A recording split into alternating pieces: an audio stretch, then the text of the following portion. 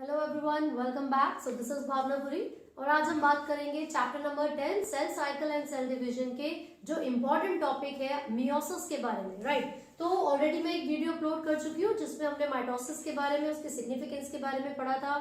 Cell cycle होता क्या है, उसमें कौन कौन सी स्टेजेस आती है और कितने समय में वो साइकिल कंप्लीट होता है, राइट। तो आज हम बात करेंगे मियोसिस के बारे में। तो दो तरीके के डिविजन जो हमारी बॉडी में होती है वो कौन कौन सी है, माइटोसिस एंड मियोसिस। माइटोसिस में ऑलरेडी हम पढ़ चुके हैं कि वो इक्वेशनल डिवीजन है, राइट। लेकिन आज हम बात कर रहे हैं मियोसिस के बारे में। सबसे पहली चीज, मियोसिस इक्वेशनल डिवीजन नहीं है। यहाँ पर क्रोमोसोम नंबर सेम नहीं रहेंगे, हाफ हो जाएंगे।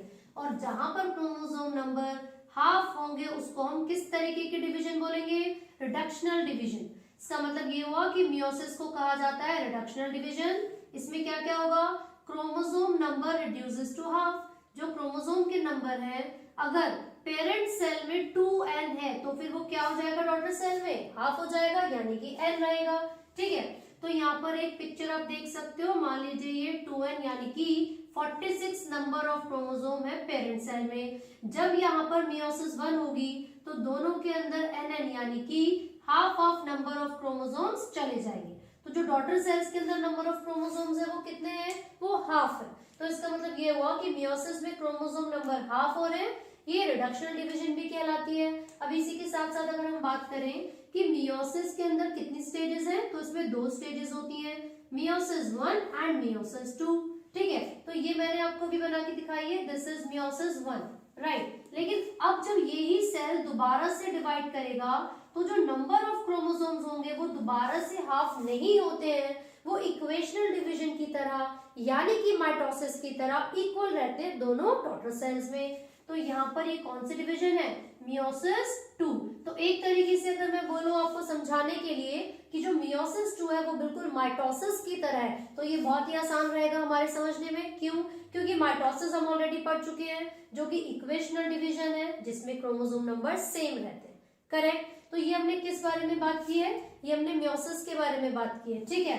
अब आप आगे देखिए फटाफट से, इसकी सिग्निफिकेंस क्या है। जब हम मियोसिस की सिग्निफिकेंस के बारे में बात करते हैं तो सबसे पहली चीज वेरिएशंस आती है। अब वेरिएशंस क्यों आएगी, कौन से सेल के अंदर होती है मियोसिस, तो हम यहाँ पे लिख रहे हैं occurs in germ cells. Germ cells ऐसे सेल्स होंगे जो कि गैमेट्स की फॉर्मेशन करेंगे, gametes, male and female gametes. तो हमारी बॉडी में जो मेल और फीमेल गैमेट्स हैं वो कितने नंबर ऑफ क्रोमोसोम्स को कैरी करते हैं, 23, यानी कि हाफ नंबर ऑफ क्रोमोसोम। तो जब भी गैमेट्स की फॉर्मेशन होती है तो उसमें किस तरीके की डिवीजन हुई होगी, मियोसिस, राइट। तो यहाँ पर जर्म सेल्स के अंदर मियोसिस होती है और जब भी ये जर्म सेल्स बनेंगे आगे चल के वो क्या करेंगे, फर्टिलाइजेशन करेंगे। फर्टिलाइजेशन के रिजल्ट में क्या होगा, चेंजेस आएंगे यानी कि वेरिएशंस आएंगी। तो सबसे पहली सिग्निफिकेंस हो गई वेरिएशन। दूसरी सिग्निफिकेंस अगर मैं बोलूं, अगर वेरिएशंस आ रही है तो उसका मतलब है वो इवोल्यूशन में भी हेल्प करेगा, राइट। क्योंकि स्पीसीएशन होगा, न्यू स्पीशीज की फॉर्मेशन होती रहेगी और चेंजेस आते रहेंगे। और जब भी ये changes over thousands of years या लॉन्ग पीरियड ऑफ टाइम के लिए होते हैं तो इट लीड्स टू इवोल्यूशन। तो मियोसिस की अगर हम सिग्निफिकेंस के बारे में बात करेंगे तो फिर हम यहाँ पर देख सकते हैं कि it is helpful in variations and evolution. तो ये रिकॉम्बिनेशन होगा तभी तो ऐसा होता है, फर्टिलाइजेशन होगी तभी तो ऐसा होगा। तो चलिए इसको हम डिटेल में पढ़ते हैं, मियोसिस के कौन कौन से स्टेप्स हैं। जैसे कि हमने माइटोसिस में पढ़ा था कि उसके अंदर प्रोफेज, मेटाफेज, एनाफेज, टेलोफेज, ये सभी फेजेस थे। सिमिलरली जो मियोसिस है उसके अंदर भी यही सब फेजेस होते हैं, लेकिन वो वेरी करेंगे टू सम एक्सटेंट। वो किस तरीके से वेरी करते हैं, तो फटाफट से हम यहाँ पर बात कर रहे हैं मियोसिस 1 के बारे में। और मियोसिस 1 का जो सबसे पहला फेज है वो प्रोफेज 1 है, ठीक है। तो मियोसिस 1 की हम यहाँ पर बात कर रहे हैं तो उसका सबसे पहला फेज कौन सा है, प्रोफेज 1। मैं आपको बता दूं ये जो प्रोफेज 1 है सबसे बड़ा, सबसे लंबा फेज होता है, ठीक है। मियोसिस 1 का जो सबसे लंबा फेज होता है वो प्रोफेज 1 होता है। इसके अंदर कुछ स्टेजेस आती है, जैसे कि सबसे पहले जो स्टेज आती है वो लेप्टोटीन है, लेप्टोटीन। जो नेक्स्ट स्टेज आती है वो जाइगोटीन है, कौन सी, जाइगोटीन, ठीक है।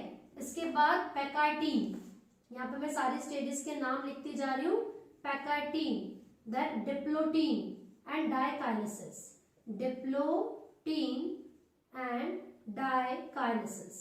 तो ये सारी स्टेजेस हैं जो कि प्रोफेज 1 के अंदर आती हैं, इसीलिए कहा जाता है this is the longest phase of meiosis 1। तो इन सभी स्टेजेस में क्या क्या चीजें होती हैं, किस तरीके के चेंजेस आते हैं, तो फटाफट से देख लेते हैं। ये जो लेप्टोटीन स्टेज यहाँ पर हम जिसकी बात कर रहे हैं, इस स्टेज में क्या होगा, जितना भी जेनेटिक मटेरियल है वो कॉम्पैक्टली अरेंज है, हालांकि वो विजिबल होगा लेकिन वो बहुत ही टाइटली पैक्ड होता है। Whenever you will observe it under the microscope, तो आप देखोगे कि वो कॉम्पैक्टली अरेंज है। किस तरीके से कॉम्पैक्टली अरेंज जेनेटिक मटेरियल। तो सबसे पहले हमने यहाँ पर प्रोफेज 1 में लैक्टोटीन की बात की, जिसमें the genetic material is compactly arrange, ये काफी ज्यादा टाइटली अरेंज होता है, पैक्ड होता है। फिर जब आप जाइगोटीन स्टेज की तरफ आओगे, हालांकि मैंने बोला कि यहाँ पर भी ये विजिबल तो है, अब धीरे धीरे इस जो ये जाइगोटीन वाली स्टेज पर हम बात कर रहे हैं, यहाँ पर क्या होगा, ये शेप लेना स्टार्ट कर देंगे नॉर्मल क्रोमोसोम्स की। आपको यहाँ पर दिखेगा कि जो क्रोमोसोम्स हैं जो इस स्टेज पे कॉम्पैक्टली अरेंज थे, ये बहुत ज्यादा टाइटली जुड़े हुए हैं, सारे के सारे क्रोमोसोम्स कॉम्पैक्टली अरेंज है। अब आप यहाँ पर जाइगोटीन स्टेज पर इनको क्लियरली देख सकते हो। अब वो क्या करेंगे, जितने भी होमोलोगस क्रोमोसोम्स होंगे, यानी कि एक जैसे लगने वाले क्रोमोसोम्स जो कि सेम जीन्स को कैरी करेंगे एक स्पेसिफिक लोकेशन पर, ठीक है। तो जितने भी होमोलोगस क्रोमोसोम्स होंगे वो एक दूसरे के सामने आएंगे एंड दे स्टार्ट पेयरिंग। तो जाइगोटीन स्टेज में क्या होता है, होमोलोगस क्रोमोसोम्स स्टार्ट पेयरिंग, ठीक है। तो मैं यहाँ पर मेंशन कर रही हूँ कि जो होमोलोगस क्रोमोसोम होते हैं वो पेयरिंग करना स्टार्ट कर देते हैं, ठीक है भाई। अब जब होमोलोगस क्रोमोसोम्स ने पेयरिंग कर ली तो क्या होगा, इनका एक एसोसिएशन होता है ना, वो कहाँ पर होता है, साइनैप्स उसको कहा जाता है, ठीक है। तो यहाँ पर ये जो दोनों एसोसिएट कर रहे हैं, एक कॉम्प्लेक्स इनका बन जाता है जिसको हम कहते हैं साइनेप्टोनिमल कॉम्प्लेक्स, साइनेप्टोनिमल कॉम्प्लेक्स, ठीक है भाई।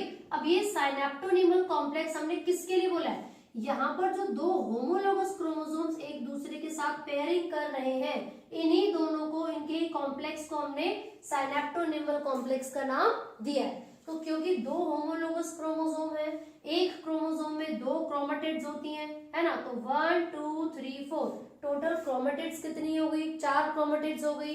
इसी के आधार पर हमने इसको टेट्राड का भी नाम दिया है। और क्योंकि दो ही क्रोमोसोम है, ये एक और ये दूसरा, इसको हम बाइवेलेंट भी कह देते हैं, ठीक है भाई। तो हमने यहाँ पर देखा लेप्टोटीन स्टेज में जो जेनेटिक मटेरियल जो क्रोमोसोम है वो कॉम्पैक्टली अरेंज था, बट इट वाज विजिबल। आप देख सकते हो कि सारे टाइटली पैक्ड क्रोमोसोम्स हैं, है ना। जब आप जाइगोटीन स्टेज पर आते हो तो उस स्टेज में क्या होगा कि जो होमोलोगस क्रोमोसोम्स है वो पेयरिंग करना स्टार्ट कर देंगे और इनका एक कॉम्प्लेक्स बनेगा जिसको हम कहते हैं साइनेप्टोनिमल कॉम्प्लेक्स, ठीक है। इसको टेट्राड और बाइवेलेंट भी कहा जाता है। तो ये हमने इन दोनों स्टेजेस के बारे में बात की है। अब हम बात करेंगे पैकार्टिन स्टेज के बारे में, ठीक है। तो चलो देखते हैं पैकार्टिन स्टेज में क्या होता है। तो इस स्टेज में क्रॉसिंग ओवर होगा। जो कैरेक्टरिस्टिक फीचर है पैकार्टिन स्टेज का वो ये है कि इसमें क्रॉसिंग ओवर होता है और यहाँ पर ये जो क्रोमोसोम्स हैं ये क्या करेंगे, एक्सचेंज ऑफ जेनेटिक मटेरियल। क्या कर रहे हैं chromosome, homologous chromosome exchange of genetic material. तो जो पैकार्टिन स्टेज में है, यहाँ पर सबसे इंपॉर्टेंट चीज जो मैं यहाँ पर लिख रही हूँ वो कौन सा स्टेप होता है, क्रॉसिंग ओवर, ठीक है। और क्रॉसिंग ओवर का मतलब मैंने भी बताया था, एक्सचेंज ऑफ जेनेटिक मटेरियल।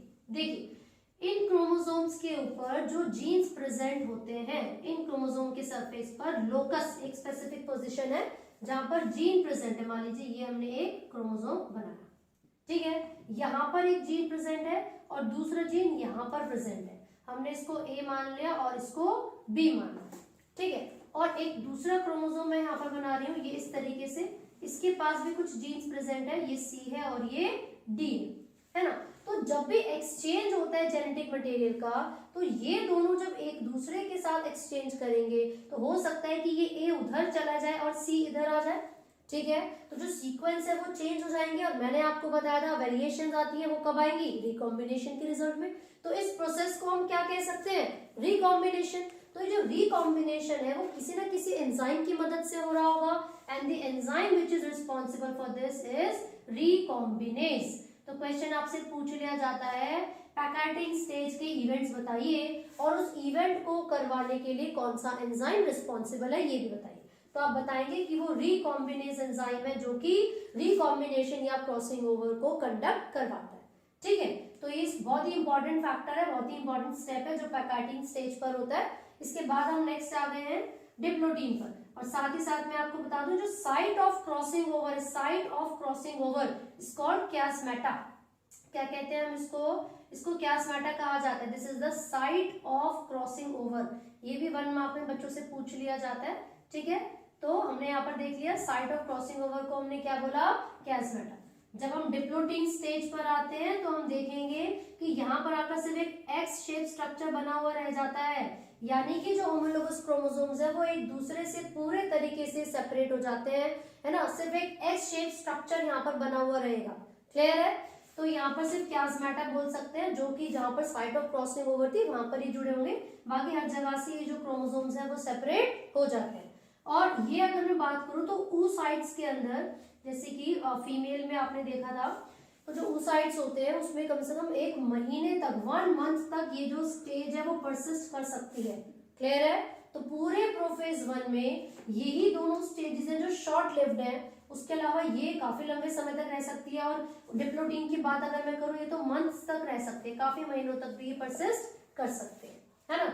अब यहाँ पर जो डायकाइनेसिस है, ये जो लास्ट स्टेप है इसका बेसिकली ट्रांजिशन है ये मेटाफेज के लिए, मतलब प्रोफेज 1 खत्म होगा तो मेटाफेज जो 1 है वो स्टार्ट हो जाएगा।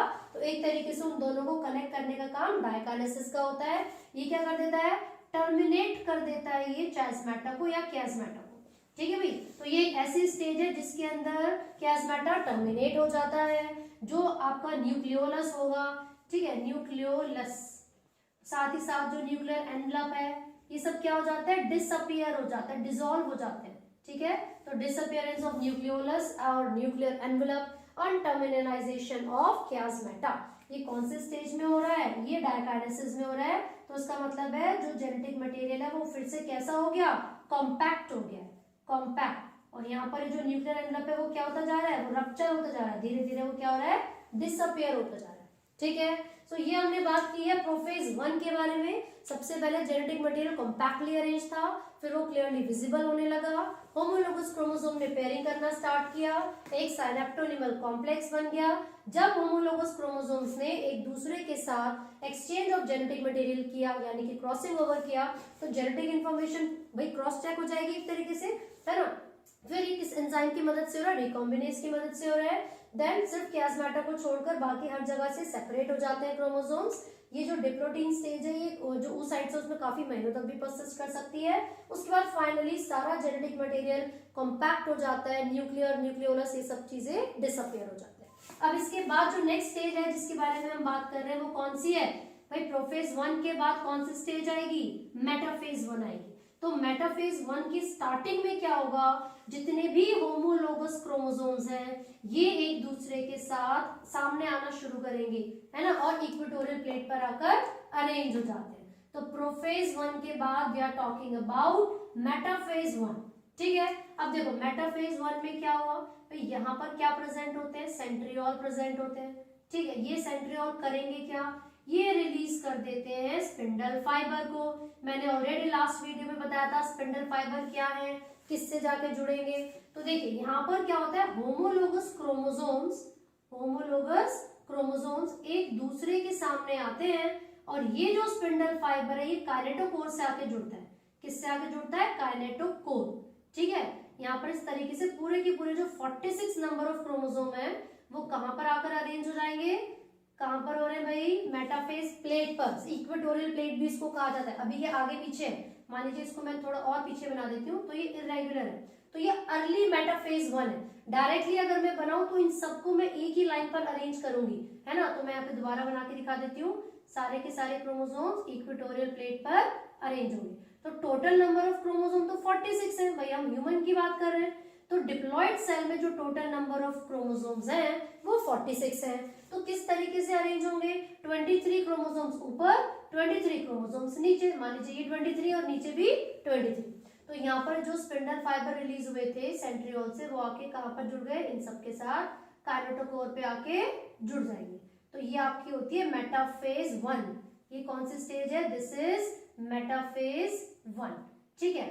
तो यहाँ पर क्या होता है, इक्वेटोरियल प्लेट पर आकर सारे के सारे जो क्रोमोसोम्स है वो अलाइन कर जाते हैं, ठीक है भाई। अब हम बात कर रहे हैं मेटाफेज 1 के बाद क्या आएगा, एनाफेज 1। मेटाफेज 1 के बाद क्या आता है, एनाफेज 1। देखिए एनाफेज 1 के अंदर ये जो क्रोमोसोम्स है, होमोलोगस क्रोमोसोम्स, वो सेपरेट हो जाते हैं। इसका मतलब ये हुआ जो 23 क्रोमोसोम्स है वो ऊपर चले जाएंगे और ये जो 23 क्रोमोसोम है वो नीचे, दोनों ऑपोजिट पोल्स की तरफ जा रहे हैं। तो आपको ये याद रखना है कि एनाफेज 1 में होमोलोगस क्रोमोसोम सेपरेट होते हैं। एनाफेज 1 में क्या सेपरेट हो रहा है, होमोलोगस क्रोमोसोम। तो मैं यहाँ पर लिख रही हूं homologous chromosomes get separated, ठीक है, get separated। तो जो यहाँ पर homologous chromosomes है वो एक दूसरे से सेपरेट हो जाते हैं और यहाँ पर धीरे धीरे जो सेंट्रियोल प्रेजेंट था वो डिसॉल्व होना स्टार्ट हो जाएगा और टेलोफेज 1 तक आते आते क्या होगा, कंप्लीटली डिसॉल्व हो जाता है ये जो सारा सेंट्रियोल प्रेजेंट था, साथ ही साथ ये जो क्रोमोसोम्स थे वो भी डिसॉल्व हो जाएंगे। तो इस तरीके से आप देखोगे तो यहाँ पर न्यूक्लियर एनवलप भी वापस आ रहा है, जेनेटिक मटेरियल कॉम्पैक्ट हो जाता है एंड डिसोल्यूशन ऑफ सेंट्रियोल हो जाएगा। तो यहाँ पर मैं लिख देती हूँ nuclear envelope reappear, nuclear envelope reappear, यानी कि न्यूक्लियर एनवलप फिर से दोबारा से आ जाता है, ठीक है। क्रोमोसोम्स कैसे हो जाते हैं, क्रोमोसोम्स कॉम्पैक्ट हो जाते हैं, फिर से टाइटली पैक्ड हो जाते हैं, ठीक है भाई।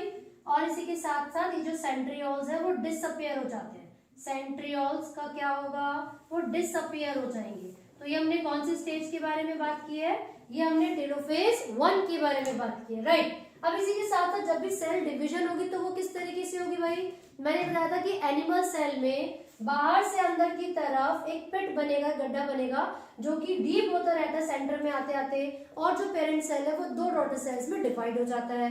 लेकिन जब प्लांट सेल के बारे में हमने बात की थी तो उसमें यहाँ से एक प्लेट बनना शुरू होती है जिसको सेल प्लेट कहते हैं, वो बाहर की तरफ एक्सटेंड करती है और डिवाइड हो जाती है ना। तो हम यहाँ पर अगर एनिमल के बारे में बात करें तो सिंपल सा तरीका है ना, from the periphery to the centre, एक डीप लाइन है ना, फरो जिसको बोलते हैं, वो डीप होते रहते हैं और पेरेंट सेल को 2 डॉटर सेल में डिवाइड कर देती है। तो इसी तरीके से मियोसिस 1 कंप्लीटेड, ठीक है। तो हमारे पास क्या आ गए, 2 डॉटर सेल आ गए और दोनों ही डॉटर सेल में कितने नंबर ऑफ क्रोमोसोम होंगे, 23 ईच। भाई इस सेल में भी 23 नंबर ऑफ क्रोमोसोम्स और इसमें भी 23 नंबर ऑफ क्रोमोसोम।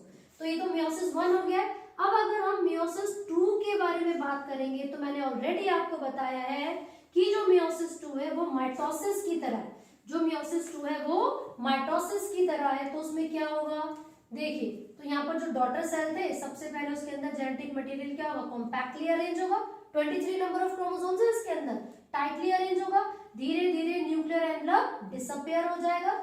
ये तो किसके अंदर होता है, प्रोफेज 2 में, है ना। हम यहाँ पर क्या बात कर रहे हैं कि जो जेनेटिक मटेरियल था वो कॉम्पैक्टली अरेंज था, न्यूक्लियर एनवलप डिसअपियर होने लगेंगे, at the end of prophase 2 chromosomes clearly visible हो जाएंगे, ठीक है। फिर जब मेटाफेज 2 के बारे में आप बात करोगे तो मेटाफेज 2 में क्या होगा, ये जो क्रोमोसोम्स है वो इक्वेटोरियल प्लेट पर आ गए और यहाँ पर सेंट्रियोल बना था जिसने स्पिंडल फाइबर को रिलीज किया, ठीक है। इसी तरीके से होगा। तो ये है मेटाफेज 2। अब एनाफेज 2 में क्या होगा, क्रोमेटिड्स सेपरेट हो जाएंगे, क्रोमेटिड्स सेपरेट हो जाएंगे। मैंने फिर से आपको बताया है कि जब मियोसिस 1 हुई थी तो दोनों डॉटर सेल्स में 23 नंबर ऑफ क्रोमोसोम है। अब वो फिर से डिवाइड करेंगे यानी कि मियोसिस 2 करेंगे। तो ये जो पेरेंट सेल जिसमें 23 नंबर ऑफ क्रोमोसोम है, जब ये आगे चल के डिवाइड करेगा तो इसके अंदर होगा क्या, जो 23 नंबर ऑफ क्रोमोसोम वाला सेल है, अब ये यहाँ पर मियोसिस 2 कर है। तो यहाँ पर जब जेनेटिक मटेरियल सेपरेट होगा, क्रोमोसोम्स की सेपरेशन होगी, तो यहाँ पर एक्चुअली में क्रोमोसोम नहीं, क्रोमेटिड्स सेपरेट हो रही है। किस चीज की सेपरेशन हो रही है, क्रोमेटिड्स सेपरेट हो जाती है यहाँ पर आके, ठीक है। तो 23 क्रोमेटिड्स ऊपर चली गई और 23 क्रोमेटिड्स नीचे। और टेलोफेज 2 में क्या होगा, फिर से जेनेटिक मटेरियल कॉम्पैक्टली अरेंज हो जाएगा, न्यूक्लियर एनवलप दोबारा से बन जाएगा, ठीक है। और इसी के साथ साथ जो न्यूक्लियोलस है या बाकी ईआर गोल्जी सबकी जरूरत होगी उनकी भी फॉर्मेशन यहाँ पर हो जाएगी। And it is followed by interface. और इंटरफेस में क्या होता है, यहाँ पर जो जेनेटिक मटेरियल है उसका अमाउंट डबल हो जाता है, लेकिन क्रोमोसोम नंबर पे कोई चेंज नहीं आता। कहने का मतलब ये है कि क्योंकि यहाँ पर 23 क्रोमेटिड्स है तो इसके अंदर वो 23 क्रोमोसोम में बदल जाएंगे, ठीक है। तो भाई डॉटर सेल के अंदर भी तो कितने क्रोमोसोम आ गए, 23 तो इस तरीके से आप देखोगे यहाँ पर भी 23 हो जाएंगे। इसीलिए मियोसिस 2 को हम क्या कहते हैं, माइटोसिस या फिर इक्वेशनल डिवीजन। और जो दो मियोसिस है यानी कि मियोसिस 1 एंड मियोसिस 2, इनके बीच का जो टाइम गैप होता है उसको इंटरकाइनेसिस कहा जाता है। ठीक है, the gap between meiosis 1 and meiosis 2 is interkinesis. तो आई होप आपको ये समझ में आया हो, इसकी सिग्निफिकेंस भी आप याद रखिए क्योंकि डायरेक्टली क्वेश्चन पूछा जाता है 3 मार्क में, differentiate between mitosis and meiosis, तो उसमें आपको उनकी सिग्निफिकेंस भी बतानी है। आप बता सकते हो इक्वेशनल डिवीजन है माइटोसिस, वो रिडक्शनल है, क्रोमोसोम नंबर सेम रहते हैं, उसमें हाफ रहते हैं, ऐसा बना के दिखा सकते हो माइटोसिस में। और मियोसिस में क्या करेंगे आप, क्रोमोसोम नंबर हाफ बना के दिखा देंगे, जिसमें 46 पेरेंट में थे और बच्चों में 23 आ गए। इसी के साथ आप सिग्निफिकेंस बता सकते हो और ये बताओगे कि माइटोसिस कौन से सोमैटिक सेल्स में होता है, न्यूक्लियस में साइटोप्लाज्म में क्रोमोसोम का नंबर मेंटेन करके रखेगा, और वो जर्म सेल्स में होता है जो इवोल्यूशन में हेल्प करेगा। ठीक है, साथ साथ माइटोसिस रिपेयरिंग में भी हेल्प करता है, तो उनकी सिग्निफिकेंस भी आपको साथ साथ बतानी है। सो आई होप आपको ये टॉपिक समझ में आया है। अगर कोई भी डाउट है तो आप कमेंट कर सकते हैं, and do not forget to like, share and subscribe.